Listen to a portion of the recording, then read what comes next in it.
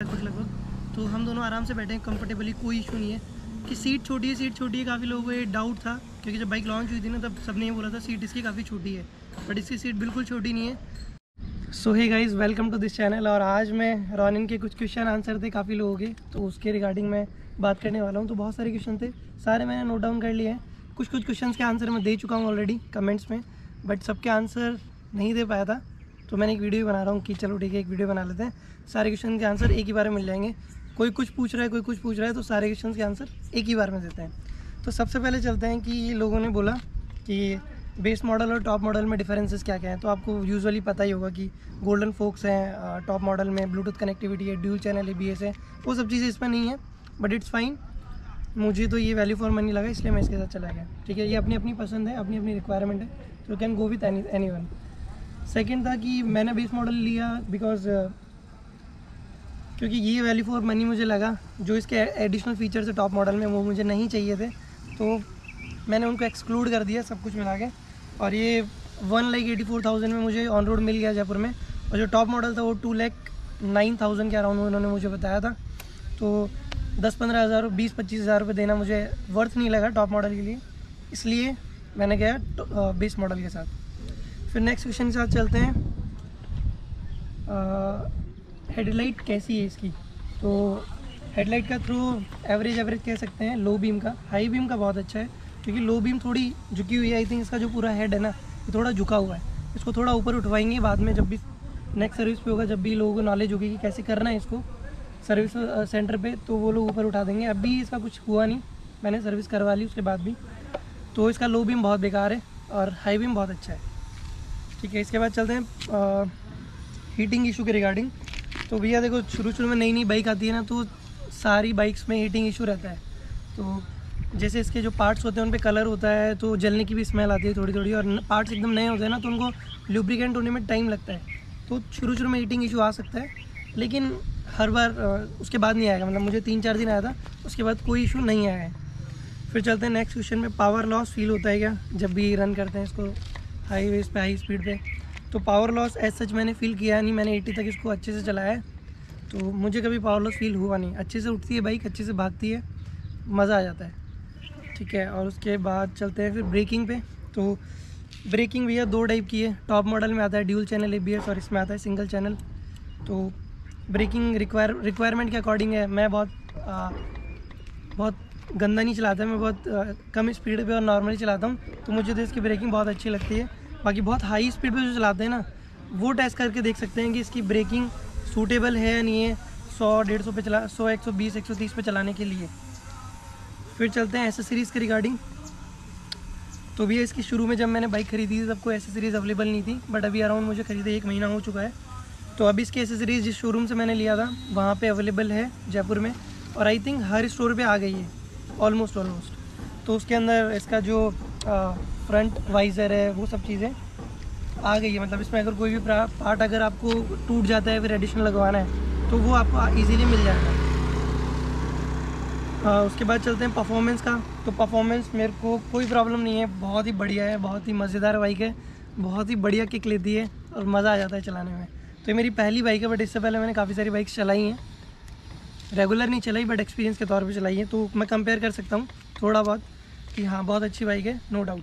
TVS वालों ने इस बार बहुत ही सही चीज़ निकाली है। फिर चलते हैं नेक्स्ट कि फर्स्ट सर्विस की कॉस्ट कितनी आई। तो मैंने अराउंड 800 किलोमीटर पे इसकी सर्विस करवाई थी। तो 3 सर्विस की फ्री मिलती है, तो पहली मैंने करवा ली है। तो इसकी कॉस्टिंग आई थी करीबन 1200 रुपये। तो उसके अंदर जो इसका ऑयल का चार्ज होता है ना, वो सबसे ज़्यादा होता है, दैट इज़ अराउंड 800 रुपीज़। 770 के समथिंग होता है वो, तो अराउंड 800 मान लेते हैं। तो इसके अंदर सिंथेटिक ऑयल डलता है, दैट इज़ नॉट नॉर्मली जो ऑयल आते हैं वैसा नहीं होता है, वो अलग होता है, तो उसकी कॉस्ट ज़्यादा ही जाती है। तो उसके 700-800 रुपये उसके लगते हैं। उसके अलावा फिर इसके कुछ लाइक चेन क्लीनर हो गया, फिर इसके डिस्क के रिगार्डिंग लुब्रिकेंट्स आते हैं काफ़ी सारे, तो वो सब लगा के डिफरेंट स्टोर पे आपको डिफरेंट प्राइजेस मिलेंगी। कुछ लोग फ्री में लगा देंगे या फिर कुछ जगह वो चार्ज करते हैं। तो depending on your showroom, your relationship with them, तो वो फ्री में हो या वो, तो 250 रुपये आपके बच सकते हैं, 200-250 रुपये। बाकी आपको 800-900 रुपये देने पड़ेंगे जो इसका ऑयल है उसके। फिर चलते हैं सर्विस के बाद परफॉर्मेंस। तो मुझे कुछ ज़्यादा फ़र्क लगा नहीं बिकॉज मैं शुरू से ही धीरे चला रहा था बाइक को, बट अभी मैंने थोड़ा भगाना चालू किया है तो 80-85 तक मैं भगा चुका हूँ बाइक को। तो बहुत ही स्मूथ भागती है, कोई वाइब्रेशन एट ऑल, कोई वाइब्रेशन नहीं होते हैं, सब कुछ एकदम परफेक्ट चल रहा है। गियर शिफ्टिंग अमेजिंग है, बिल्कुल कोई प्रॉब्लम नहीं थी, कहीं गियर कोई अटकता नहीं है, सारी चीज़ें। और इसके कुछ एडिशनल फीचर्स हैं लाइक GTT हो गया, स्लीपर क्लच हो गया, तो ये चीज़ें आपको सिटी राइड में काफ़ी हेल्प करती है, ये सब चीज़ें। इसके बाद चलते हैं कि बहुत सारे लोगों का क्वेश्चन था कि जिसकी चेन है अगर उसको क्लीन करना है तो उसका एक कवर बार बार रिमूव करने की ज़रूरत है या नहीं है। तो भैया दो चीज़ें हैं, अगर आप एडजस्ट कर सकते हो इधर से क्लीन करने का तो आप कर लो, बाकी ऐसे ज़रूरी नहीं है आपको हर बार खोलने की ज़रूरत पड़े, बिकॉज दूसरी साइड से ये ओपन है, इस साइड से देखेंगे तो ये ओपन है, तो इधर से आप वॉश इधर से भी कर सकते हो, ज़रूरी नहीं है कि आपको खोलने की ज़रूरत है इसको हमेशा। और बाकी लुब्रिकेंट है तो आप उधर स्पेस होता है तो उधर से आप उसका इतना बड़ा डंडी आती है उसको लगा के आराम से कर सकते हो, खोलने की ज़रूरत नहीं है हर बार। और दूसरी चीज़ ये काफ़ी सारे लोग बोल रहे थे हाफ है, इधर से कवर्ड नहीं है इधर से कवर्ड है, तो ये ना होता ज़्यादा अच्छा होता। तो मैं उनके लिए एक बात कहना चाहूँगा कि जो चीज़ नहीं होती है ना तो उस पर डायरेक्टली गिरती है, अगर जैसे बारिश में मैं चलाऊँगा तो डायरेक्ट पानी गिरेगा उसके ऊपर, तो उससे बेटर है कि डायरेक्ट ना गिरे, इसलिए कवर वहाँ पे हेल्प करता है कि जहाँ 100% गंदी हो रही है वहाँ 50% तो बच ही जाएगी, तो वो उसका मेंटेनेंस कम हो जाता है उस जगह पे, तो that is a good thing not a bad. ठीक है, उसके बाद क्रूजिंग स्पीड क्या है लोगों ने ये भी पूछा था। तो क्रूजिंग स्पीड आप इजीली क्रूज़ कर सकते हो, मैं तो 70-80 से ऊपर नहीं करूँगा, लेकिन आप 80-90 पे आराम से कर सकते हो, बहुत अच्छे लंबे टूर पे जा सकते हो, कोई प्रॉब्लम नहीं है। और हीटिंग इशू के रिगार्डिंग मैं एक ट्रिप की थी मैंने 150 किलोमीटर्स की, तो उसके अंदर मुझे कोई प्रॉब्लम नहीं आई, जो की थी मैंने फर्स्ट सर्विस से पहले, तो मुझे कोई प्रॉब्लम नहीं आई, कोई हीटिंग इशू नहीं था। मैंने करीबन 80 से 90 किलोमीटर नॉन स्टॉप चलाया था, तो मुझे कोई इशू फील नहीं हुआ। तो ये सब चीज़ें। उसके बाद था क्वेश्चन इससे ऑफ रोडिंग कर सकते हैं क्या, तो कंपनी ने जैसे ऑल टेरेन टायर दिए हैं इसमें, और टायर की क्वालिटी भी अच्छी है, कॉर्नरिंग वगैरह आप अच्छे से कर सकते हो। ऑफ रोडिंग करने के मामले में मुझे एक्सपीरियंस नहीं है, अभी मैंने नहीं की है, लेकिन हाँ आप कर सकते हो, बिकॉज ये उस तरीके से बनी हुई बाइक है कि आप कंफर्टेबली बैठ सकते हो, ऑफ रोडिंग में इजीली आप इसको हैंडल कर सकते हो, लाइट वेट है, तो सबसे अच्छे प्रॉफिट इसके ये है, तो आप कर सकते हो। टायर्स भी अच्छे हैं, सारी चीज़ें अलाइन होती है ऑफ रोडिंग की बाइक के रिलेटेड। उसके बाद चलते हैं नेक्स्ट क्वेश्चन का कि बिल्ड क्वालिटी कैसी है। तो भैया मुझे बिल्ड क्वालिटी एज सच बहुत अच्छी लगी, इसके एक दो पार्ट से जो प्लास्टिक है, ठीक है, जैसे ये वाला पार्ट हो गया, तो बहुत ज़्यादा हाई स्पीड भगाओगे तो हल्का फुल्का वाइब्रेट होता है, तो वो होना लाजमी है, बिकॉज ये एक बोल्ट पे कसे हुए हैं नीचे, सॉरी ऊपर, ठीक है, तो ये एक बोल्ट पे कसे हुए हैं तो हल्के फुल्के वाइब्रेट होते हैं। इसके अलावा कोई भी ऐसी चीज़ नहीं है जो बाइक में लूज़ हो या फिर बिल्ड क्वालिटी उसकी बेकार हो तो उसमें वो वाइब्रेट करे, कोई प्रॉब्लम नहीं है। ठीक है, सर्विस का एक्सपीरियंस, तो सर्विस का एक्सपीरियंस एवरेज कह लो, बिकॉज जो मैं एक्सपेक्टेशन कर रहा था उन्होंने फालतू चार्जेस लगा दिए, ये लुब्रिकेंट वो लुब्रिकेंट, जो मैं एक्सपेक्ट कर रहा था वो था ही नहीं। ठीक है, तो वो सब चीज़ें कुछ एक्स्ट्रा ही चली गई, तो वो चीज़ मेरा अच्छा नहीं रहा एक्सपीरियंस, बिकॉज उन्होंने फालतू पैसे ले लिए कुछ 200-250 रुपये, जो आपने पिछली वीडियो में अगर देखा हो तो आपको समझ आ जाएगा मैं क्या कहना चाहता हूँ। बाकी कमी क्या है बाइक में, तो मुझे सिर्फ एक कमी लगती है इस बाइक के अंदर, दैट इज़ इसका जो ये वाला सपोर्टर है ना, ये कंप्लीट प्लास्टिक है, और ये देखो बिल्कुल इसकी क्वालिटी बेकार है। ठीक है, तो अगर वो मेटल का होता ना तो बहुत ही अच्छा होता, बट अगर नहीं है तो कुछ नहीं कर सकते उस चीज़ का। बाकी एक चीज़ और थी, इसका जो मरगाट है ना, मैंने देखा है इसका जो बेस वाला ब्लैक मॉडल है ना, उसके अंदर ये मरगाट गोल्ड सिल्वर कलर का है, सॉरी, ठीक है, सिल्वर कलर का। ये वाला आपका सिल्वर क्यों नहीं है, तो ये मैंने कोई एडिशनल नहीं लगवाया है, ये कंपनी से आया है जो भी है, तो आई डोंट नो इसके अंदर दो टाइप के आते हैं या नहीं आते हैं साइलेंसर, एक तो गोल्डन, सॉरी माय मिस्टेक, एक तो सिल्वर और एक ब्लैक, तो इसमें तो ब्लैक ही आता है जितना मुझे पता है।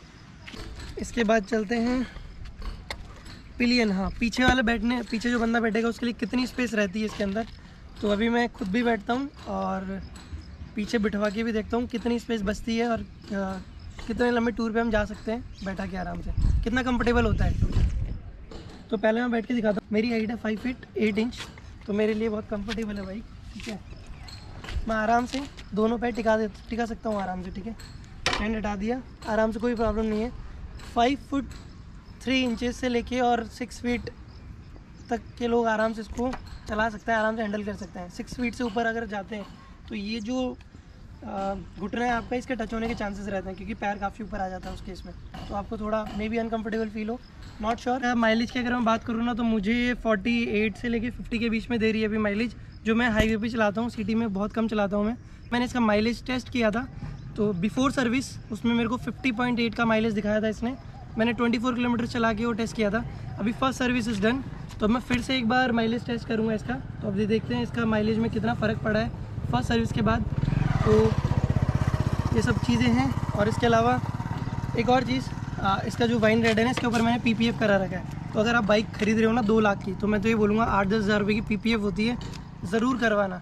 बिकॉज से आपका जो प्रोटेक्शन रहता है ना बाइक का, वो बहुत ही तगड़ा रहता है कि आप काफ़ी टाइम तक इसकी, जो मैंने PPF करवाई है 10 साल की इसकी वारंटी है। 10 साल तक वो लोग सर्विस करके देंगे, इसकी जो मेंटेनेंस है वो करेंगे। 10 साल तक तो इसकी लाइफ है, 5 साल तक वो मेंटेनेंस में सपोर्ट देंगे पूरा। हर 6 मंथ्स में इसका मेंटेनेंस होगा। तो यार 10,000 में कोई बुरी चीज़ नहीं है। 10-12 हज़ार में आप कहीं से भी करा सकते हो। अगर आपको डिटेल्स चाहिए, अगर आप जयपुर से हो या फिर कहीं से भी हो, जिस स्टोर से मैंने करवाई थी वो ऑल ओवर इंडिया में बहुत जगह पे है। तो अगर आपको डिटेल्स चाहिए तो लेट मी नो इन कमेंट्स। बाकी ये सब था वाइन रेड है, बहुत ही अच्छा लगता है, एकदम चमकता है यार। मतलब बिल्कुल क्लीन करने की ज़रूरत नहीं है, आप हल्का से यूँ करोगे ना तुरंत क्लीन हो जाएगा। तो ये थे कुछ मेरे जो भी मुझे पता थे सारे क्वेश्चंस, उनके आंसर। तो अभी इसमें अगर कुछ भी बाकी रह गया हो ना इसके अलावा, तो आप कमेंट्स में मेंशन कर देना। आई डोंट थिंक कुछ बचा होगा, सारी चीज़ें मैंने कवर कर ली है ऑलमोस्ट। तो इसके अलावा बस यही था सारी चीज़ें। हाँ, एक चीज़ मैंने मिस कर दी कि इसके जो साइड फुट पैक्स है फीमेल वाले, लेडीज़ जो बैठती है, तो आप वो इंस्टॉल कर सकते हो बहुत आराम से। और जो इसके एडजस्टेबल क्लच है वो आप बेस मॉडल में भी लगवा सकते हो, बट ये आपको एडिशनली ख़रीदना पड़ेगा शोरूम से। तो आप जिस भी शोरूम से अगर ख़रीदो, आप एक बार पूछ लेना, अगर वो अवेलेबल होंगे तो वो लगा देंगे इसके अंदर। तो जिनके हाथ छोटे हैं, जिनके हाथों की साइज़ छोटी है, उंगलियां वगैरह, तो उनके लिए क्लच आप एडजस्ट कर लोगे आराम से, तो वो भी कोई इशू नहीं है। सारी चीज़ें अवेलेबल है मार्केट में। तो बेस मॉडल को आप टॉप मॉडल में कन्वर्ट कर सकते हो बहुत आराम से, जो भी आपके रिक्वायरमेंट की चीज़ें उनको लगा के।